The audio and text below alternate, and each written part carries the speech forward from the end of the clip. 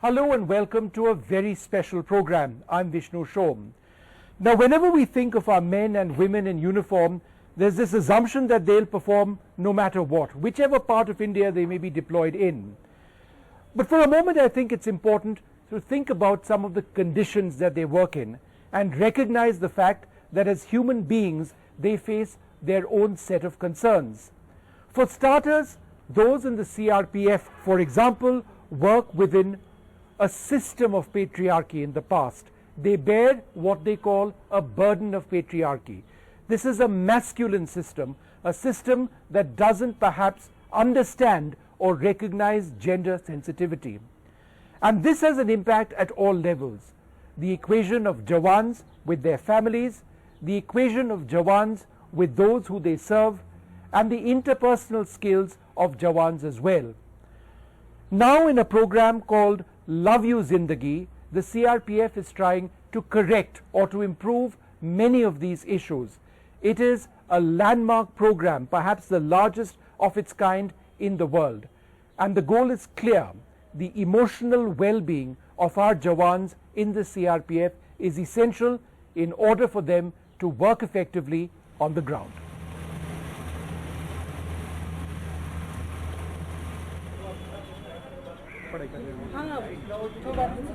The goal is to get jawans to communicate.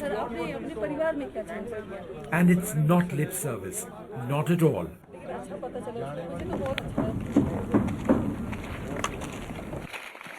There are few services in India more exposed to hardships.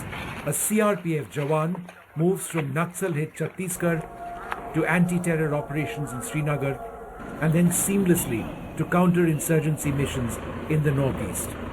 Stress is a potential killer. But to manage stress, you need to know why and how it hits jawans. And there is no simple answer.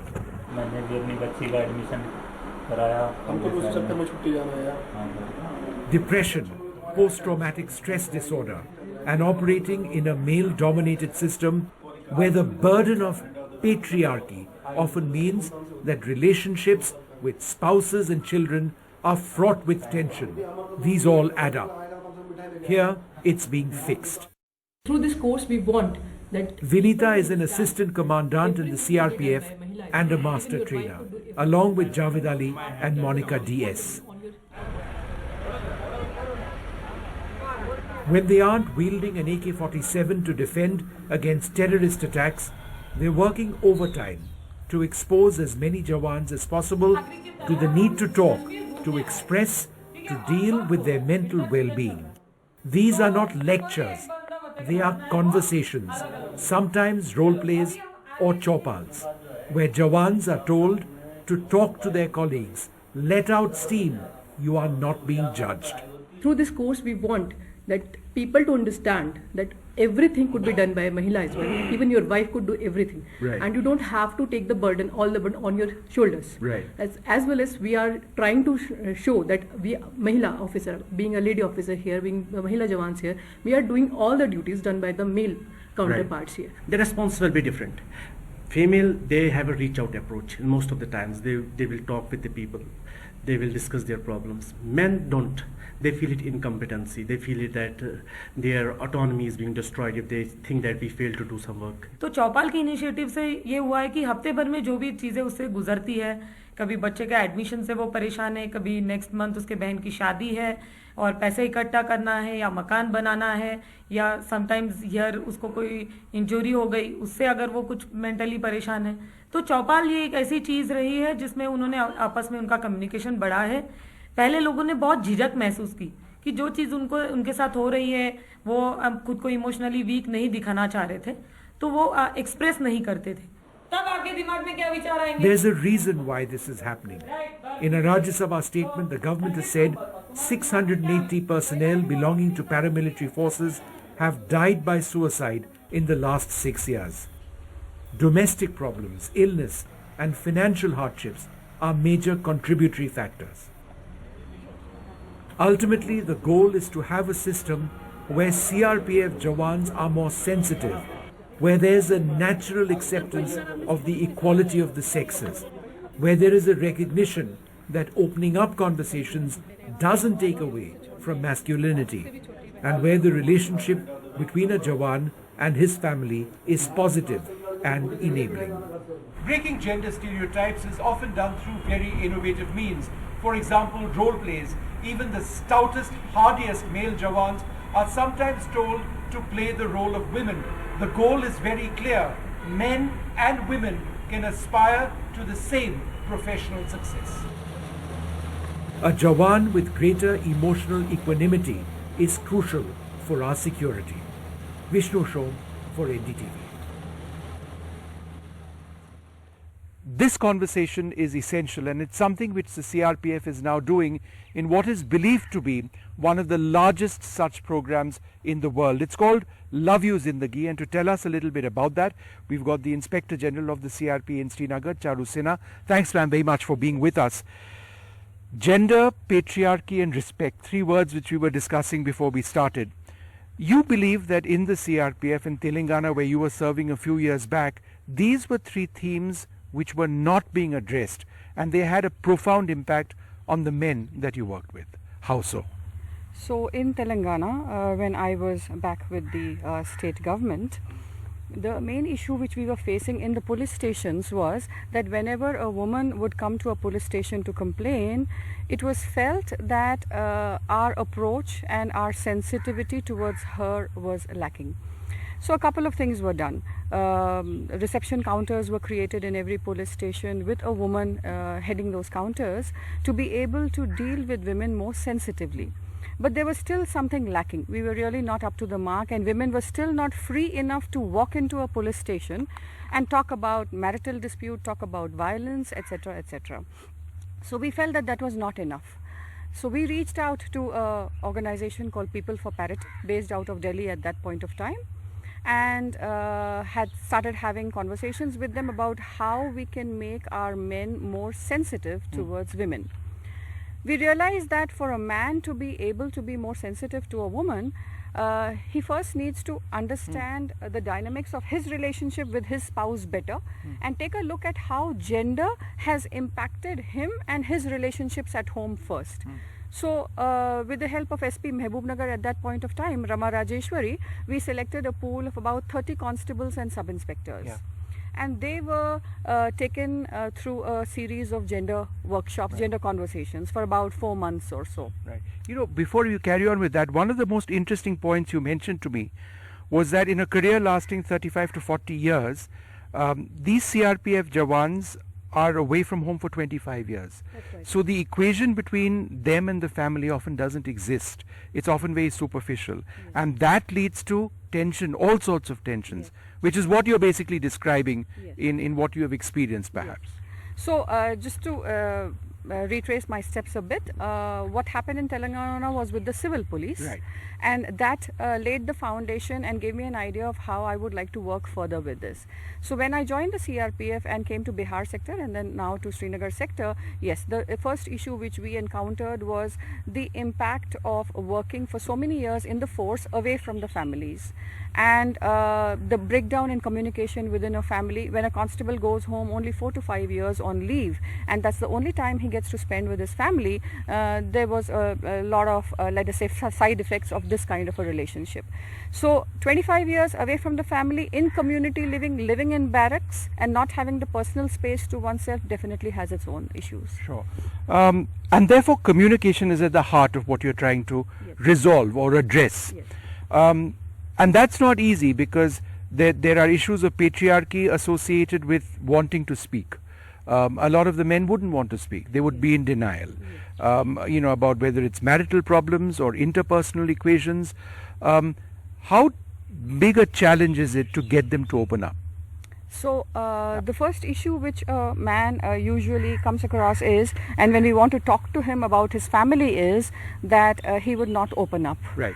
And he felt that if he opened up, he was making himself more vulnerable. And in general, men and men in the forces would not like to appear to be vulnerable.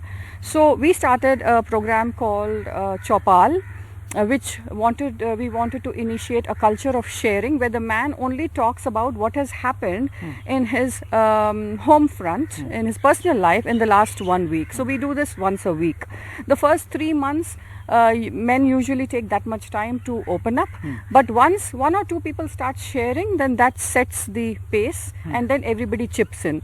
So very soon we have, at different locations of our companies or battalions, we have men then talking to each other that this is what happened today morning and I'm really upset about it. So the culture of sharing creates what we call a second home here, and which is what we actually need to do. What about deliverables? What are you looking at? For example, stress, depression, PTSD and empowerment of families are 4 of the key themes. Now each is a huge body of work. So what is it that you're trying to achieve, and where you can go back and say this is what we've been able to do and this is what we've not been able to do? Right.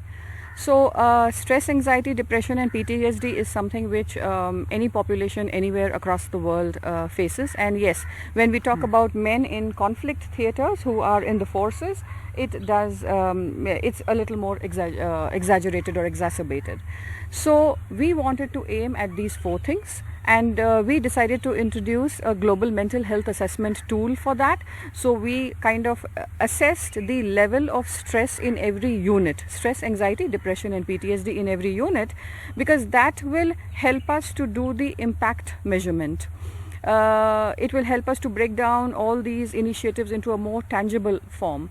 So we did this impact, we did this assessment, and after a year of this initiative, we do intend to do the assessment again to see whether there has been any kind of reduction or not. That will help us to measure better. When you say that this is among the largest schemes in the world, why do you say so? I mean, you have 25,000 jawans we were looking to address over here in Srinagar, and if it works out in the manner that you'd want to, then we're more than 3 lakh jawans potentially across the CRPF. Yes, so this is a pilot, it's a huge pilot, and we will be able to wrap it up by next February or March, and then do the impact assessment which I'd already mentioned. And yes, if it works well, then we do hope that it will be taken up and scaled over the entire CRPF. When you see people changing on the ground on the basis of the training which they've received thus far, could you give us some examples of how you've seen a change on the ground? Yes. So when we started this training with the master trainers, and then we have a pool of frontline trainers, and then of course the participants, we found some very interesting and very subtle changes. We found people going back home and discussing with their wives about where they should be constructing a house, for example. And the wives would be surprised that you've never had this kind of discussion with me. So she always felt very good that my husband is now including me in the decision making process. So this was something which we have seen across the spectrum. Then we found husbands making their wife more mobile, buying a 2-wheeler for her maybe, so that she can go out and take care of things, go shopping, take care of the kids and the admissions, etc., etc. And we also found husbands including their wife in the household financial management, which so far had not been the case. So these are subtle changes, but we found that changes in the personal relationship dynamics affect the way a man behaves at the workplace. The bottom line over here is that there are fratricides and there are suicides in our armed forces. How much of a concern is this for you as a leader in your force, dealing with something tragic, and it does happen? So the life of each man matters, and if he is disturbed and he is driven to the point where he is contemplating suicide, then for us, that as leaders, that's a matter of great concern, and we need to be able to take care of it. Yeah.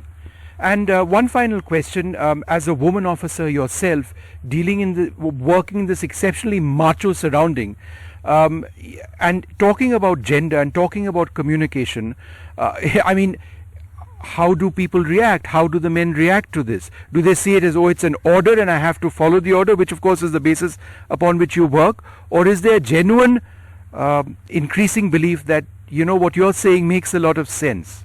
So I would say that the first session, there is a lot of apprehension usually. They don't know what they are getting into. They don't know where it's leading. But by the time they go through 3-4 sessions and certain exercises during these conversations, the clarity it brings to them, the understanding and awareness that it brings to them as to how gender has impacted their lives and how they just need to change it by taking certain decisions is beautiful, and you will see that on the ground yourself. All right, Charu, thank you so much for speaking to us.